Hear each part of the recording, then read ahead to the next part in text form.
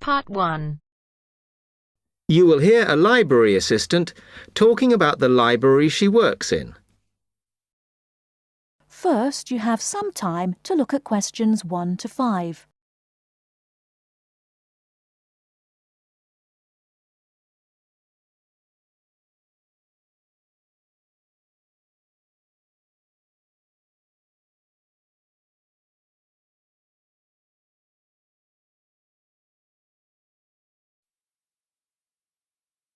Hi, can I help you? Yes. I wanted to join the library. Okay. First of all, let me show you round the library and explain a few things for you. Okay, now we're here at the main entrance. You can see the reception, which is where you bring back and take out books. And also, we can order books and answer your questions there. Next to the reception, where you can see those old desks, is where we keep the magazines, because you can sit down and read there. They're divided into sections for sciences, geography, arts, etc. Then, at the back of the library, you can see the section for old books. Next to that is where the books proper start. That used to be the science section, but now on those shelves you'll find the art section. We had a big reorganisation in the summer, which I think has made it clearer. The numbering is standard, so you should be able to find what you want quite easily. However, if you can't find something, it probably means it's been borrowed. Okay, then in the corner next to the reference section is where we thought it was quietest and away from the phones and printers and things, so we've put the study desks there.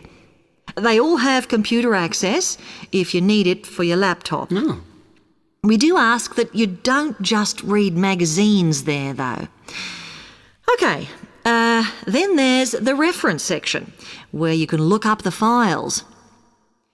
Then, as we come back to the main entrance, is the next section, where we used to have the languages. It got very busy and noisy, so when we moved everything round, we decided to put the law books here. Also, because it's a smaller section, it fits quite well here. Okay then, we're back at the main entrance. Over there, by reception, there's a door that goes to the extension, and we have further sections such as languages and study desks through there, so you could have a look round when we've finished. Then, just between reception and the door here is where we decided to put the computers, but the computer magazines are in the magazine section, as we found too many went missing here. Okay, is that everything? Before you hear the rest of the conversation, you have some time to look at questions 6 to 10.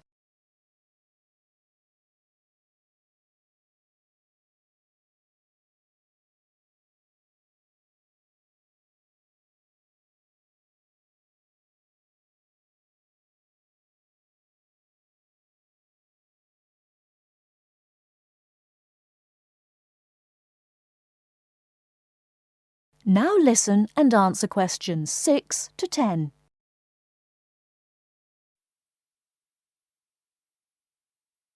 That's great, thanks. Can you just tell me a bit about borrowing and the rules and whatever? Of course. Over the last 2 months, we've been introducing a new system for this, and you can now take books out for 6 weeks. That's generally enough for most people. We usually get books back within 30 days. Of course, you may decide to renew the period.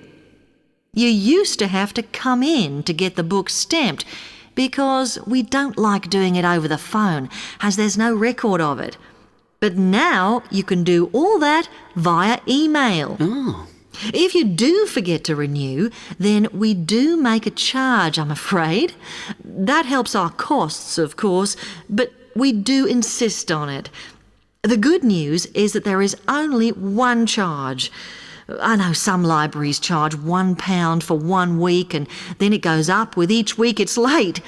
We ask for £1.50 as we think that's high enough to stop people being overdue.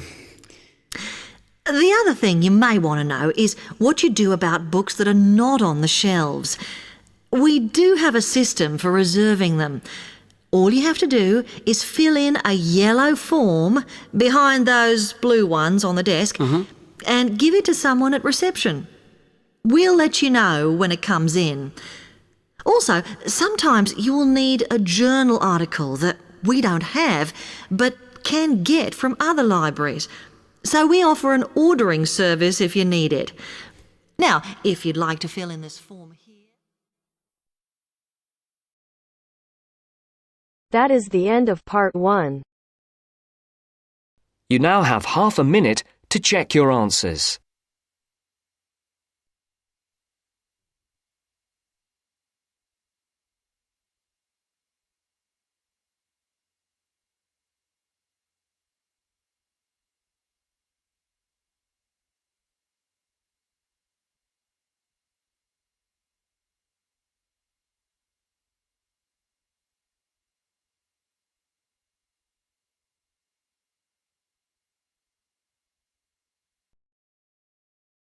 Now turns to part 2.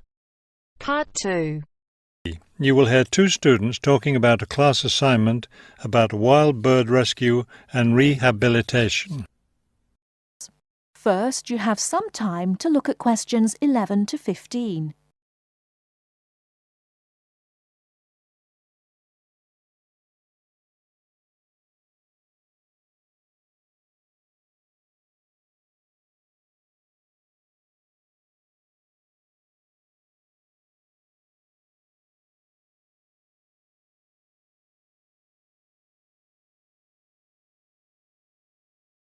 Now, listen carefully and answer questions 11 to 15.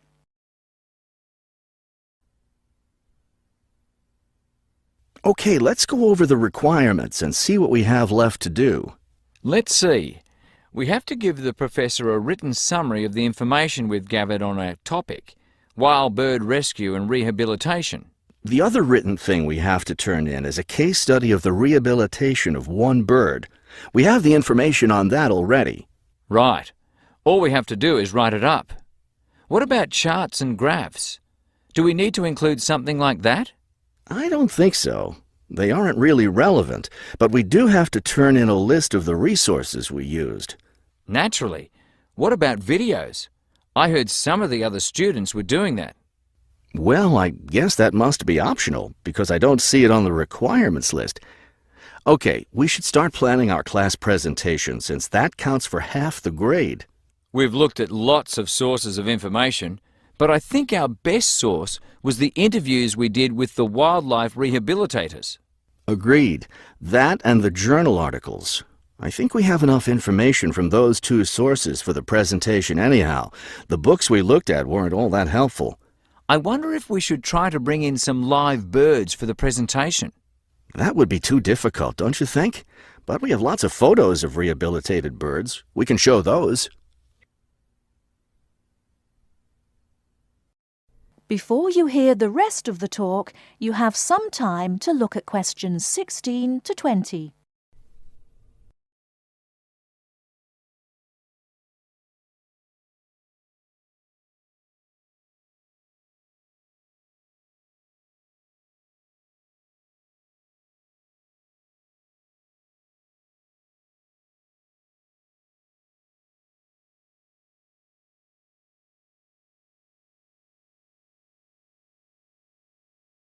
Now listen and answer questions 16 to 20. Right. Okay, I think we should start by talking about how to rescue a bird. Probably first we should help people understand which birds need rescuing. Yeah, that's really important. Because a lot of times people see a baby bird that's all alone, or they find a bird sitting on the ground and they think it needs to be rescued. And usually, those are just baby birds learning to fly. So we should emphasize that people should only attempt to rescue a bird that's clearly injured. For certain kinds of birds, the rescuer needs to wear protective gloves because some of those birds have sharp claws and can tear your shirt, or worse, injure your face or some other part of your body. Yes, that's an important point. OK, next, let's tell people to put the injured bird in a box with good air circulation. We should let them know that a cage isn't necessary, and a bag, especially a plastic one, could hurt the bird more. Another thing we need to say is that the best way to help the bird stay calm is not by petting it or talking to it, but by leaving it completely alone. Then people should take the bird to the bird rescue center as soon as possible. Right, and we should also point out that when they're driving the bird to the rescue center, it's better not to play music on the radio or talk loudly, because those things just stress the bird. Yes, it's better just to speak quietly while you have the bird in the car. Okay, we've got that part covered. Next we should talk about what happens at the rescue center. That is the end of part 2. You now have half a minute to check your answers.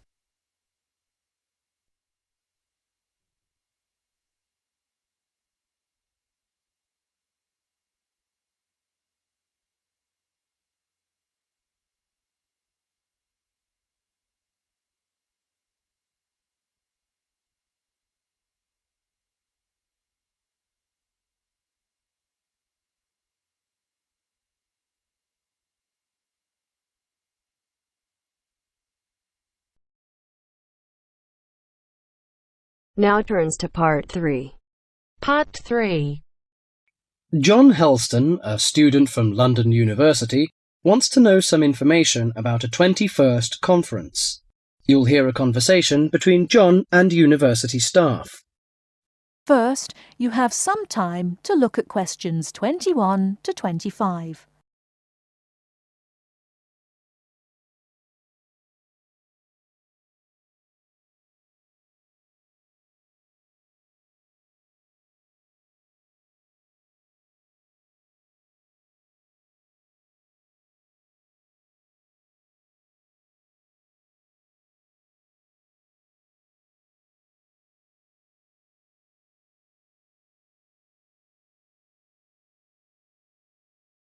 Now listen carefully and answer questions 21 to 25. University, good morning. Oh, good morning. Can you put me through to the School of Architecture, please? Certainly. School of Architecture, Professor Dawson's office. Oh, good morning. I was wondering if you could give me some information about the forthcoming Architecture 21st conference, dates, enrollment procedures, costs, that sort of thing. Certainly. When exactly is the conference? Well, the conference runs for 3 days, from the 18th to the 20th of October. 18th to 20th of October? Oh, good. I'll still be here then. And where exactly is it being held? Is it at the university, as in previous years? No, it's actually being held at the Pacific Hotel. We've rather outgrown the university conference facilities, so we've opted for this new venue. Right, Paradise Hotel. No, Pacific Hotel. Oh, right. And presumably we can get accommodation at the hotel? Yes, but you'll need to contact them direct to arrange that. I'll give you the number for hotel reservations. Have you got a pen ready? Yeah, go ahead. It's area code 07 and then 933 2233. Okay, and what's the registration fee? Individual fees are $300 for the 3 days or $120 a day if you only wanted to attend for 1 day. Are there any student concessions? Oh, sure. There's a 50% concession for students, and that's $150 for the 3 days or $60 a day. And am I too late to offer to give a talk? Oh, I'm pretty sure you've missed the deadline for that. Oh, really? But I've only just arrived here in Australia. Is there any way I could have a paper accepted? Well, you'd need to talk to Professor Dawson. He's the person organising the conference this year. I can put you through if you like. Oh, yes, please. That'd be great. Oh, and can I just check the spelling of his name? Is that Dawson? Yes, that's correct.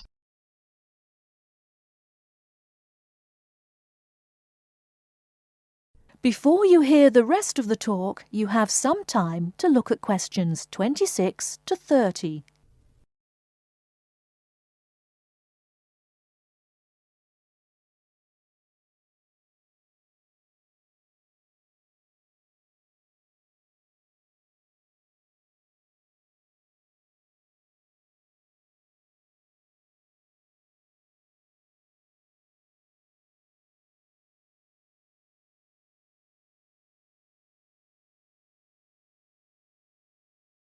Now listen and answer questions 26 to 30.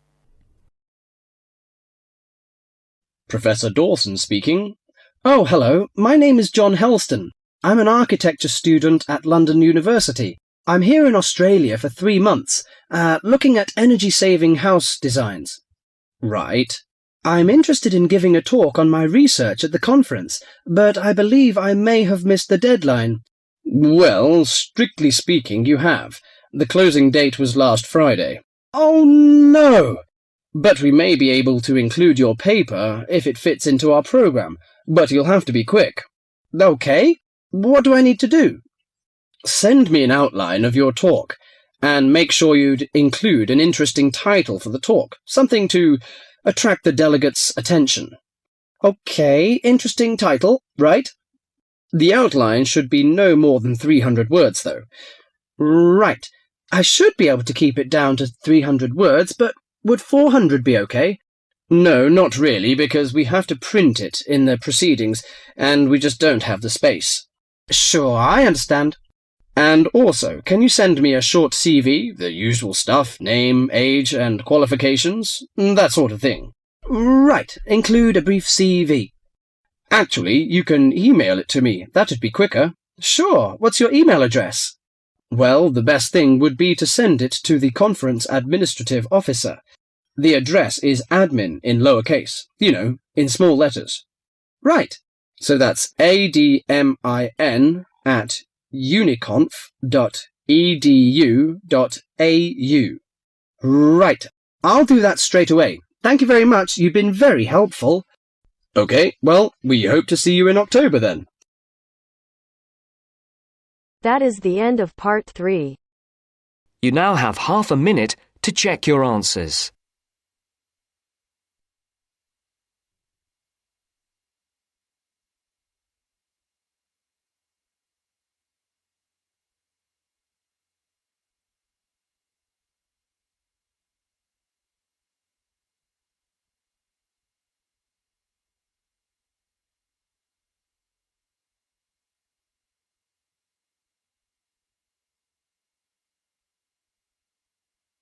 Now turns to part 4. Part 4. You're going to hear a conversation.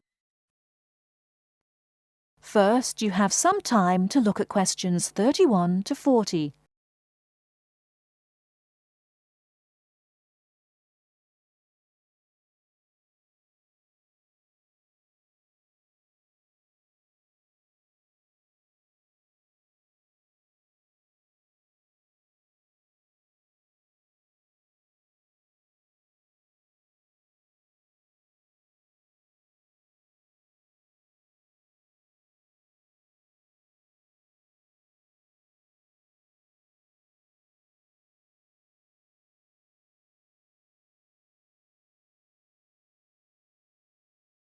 Now listen carefully and answer questions 31 to 40.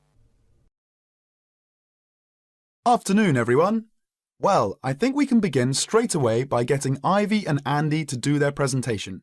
Could you start, Ivy? Yes. Well, we've done a survey on local entertainment. Basically, we tried to find out how students feel about the entertainment in the city and how much they use it. Yes, so we've called our project Out and About. Yes, that's a good title, Out and About.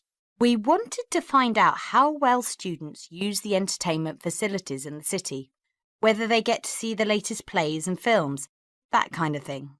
Now, we have our own facilities on campus, of course. Yes, we deliberately omitted those as we really wanted to examine outside entertainment in the city, as opposed to on the university campus. Actually, there are a lot of areas to choose from, but in the end we limited ourselves to looking at 3 general categories: cinema, theatre and music, right? OK, well, first of all, cinema.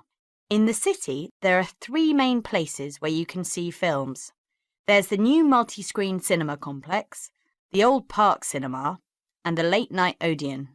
So if you look at this chart, in terms of audience size, the multi-screen complex accounts for 75% of all cinema seats. The Park Cinema accounts for 20% of seats, and the late night Odeon has just 5% of seats. As you probably know, the complex and the park show all the latest films, while the late night cinema tends to show cult films.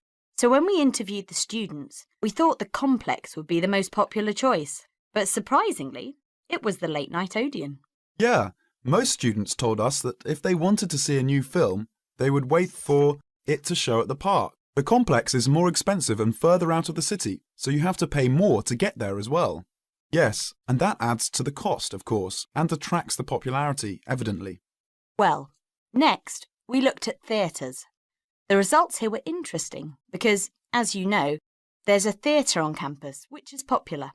But there's also the Stage Theatre in the city, which is very old and architecturally beautiful. And there's the large modern theatre, the Ashtop, which has recently been built. So you just looked at the 2 theatres in the city? Yes, but the thing about the theatres is that there's a variety of seat prices. Also, the types of performance vary, so students tend to buy seats at both and like using both for different prices, and if they want cheap seats at the Ashtop, they can just sit further from the front. What we did find that was very interesting is that there are periods during the year where students seem to go to the theatre and periods where they go to the cinema. And we really think that that's something to do with budget. If you look at this graph, you can see that there's a peak around November, December when they go to the theatre more, and then a period in April, May when neither is particularly popular. And then theatre viewing seems to fall off virtually, while the cinema becomes quite popular in June, July. I think you're probably right about your conclusions. Well, lastly, we looked at music. And this time we were really investigating the sort of small music clubs that offer things like folk or specialise in local bands. So not musicals as much. That's right. We looked at 3 small music venues and we examined the quality of the entertainment and venue and gave a ranking for these. A cross, meaning that the quality was poor, a tick, meaning it was okay, and 2 ticks for excellent. First of all, the Blues Club, which obviously specialises in blues music. This was a pretty small place, and the seating was minimal, so we didn't give that a very good rating. No, we don't recommend that one, really. Then the Sansu, which plays a lot of South American music, was a big place. Very lively, good performers, so 2 ticks for that one. The Pier Hotel is a folk venue, a good place for local and up-and-coming folk artists to play. Not the best of venues, as it's in a basement and a bit dark, but the quality, if the entertainment, was reasonable, and the lighting was as warm as we felt. It deserved an average rating. Finally, there's the Bulldrock Cafe, which features big rock bands, and is pretty popular with students, and we enjoyed ourselves there as well, so total marks for that one. And then, did you get any information from the students as to which of the clubs they preferred? That is the end of part 4. You now have half a minute to check your answers.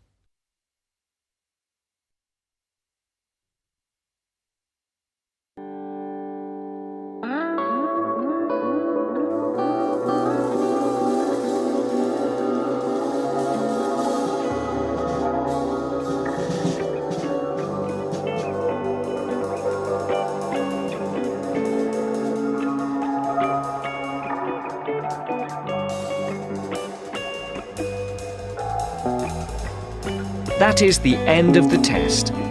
You now have 10 minutes to transfer your answers to your Ielts listening answer sheet.